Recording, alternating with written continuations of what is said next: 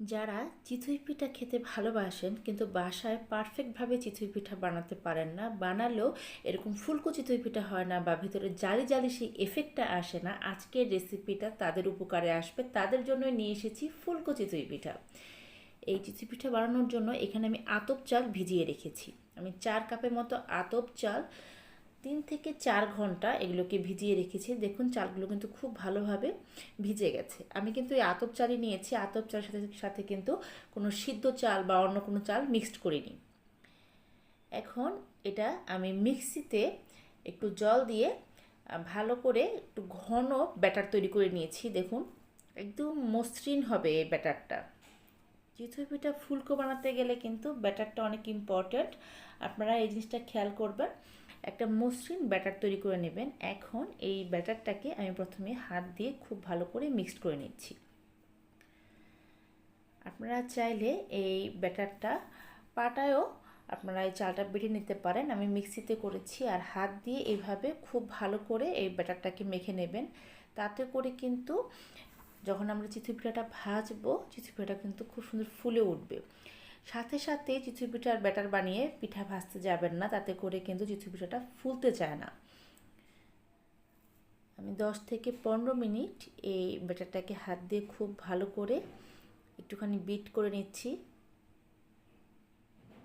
আশা করি ভিডিওটা দেখে আপনারা বুঝতে পারছেন যে আমি কিভাবে মেখে নিচ্ছি। আপনারা ঠিক এইভাবেই ব্যাটারটাকে মেখে নেবেন।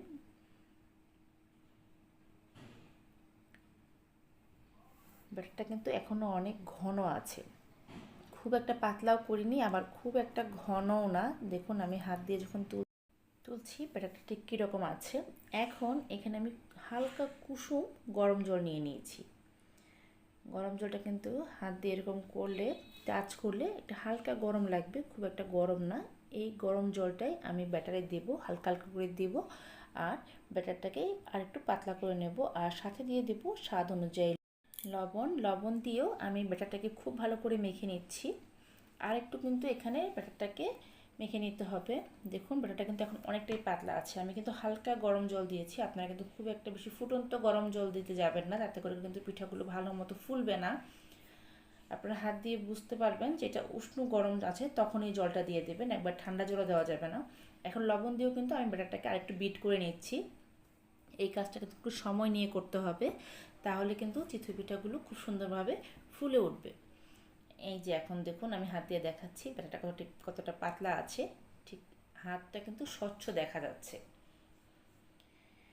এরকম একটা ব্যাটার আমাদের লাগবে পারফেক্ট চিতই পিঠা ভাজতে গেলে। এই ব্যাটারটা কিন্তু অনেক ইম্পর্টেন্ট। আজকে আপনাদেরকে আমি ডিটেলসে দেখিয়ে দিলাম যে পারফেক্ট চিতই পিঠা ভাজার জন্য এই স্টেপগুলো আপনাদেরকে অ্যাকুরেট ফলো করতে হবে। এখন একটা চামচ দিয়ে আমরা ব্যাটারটাকে একটু দেখে নিচ্ছি ব্যাটারটা ঠিক আছে। এখন এই ব্যাটার দিয়ে আমি আপনাদেরকে চিতই পিঠা ভেজে দেখাবো। ব্যাটারটা কিন্তু 20 থেকে 30 মিনিট আমি রেস্টে রেখেছি, তাতে করে কিন্তু এই ব্যাটারটা একটু ফ্লাফি হবে অনেকটা।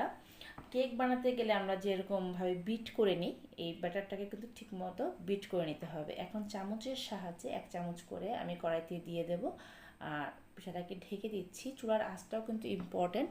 আমি মাঝারি থেকে একটু কম আঁচ দিয়ে পিঠাগুলো ভেজে নেব।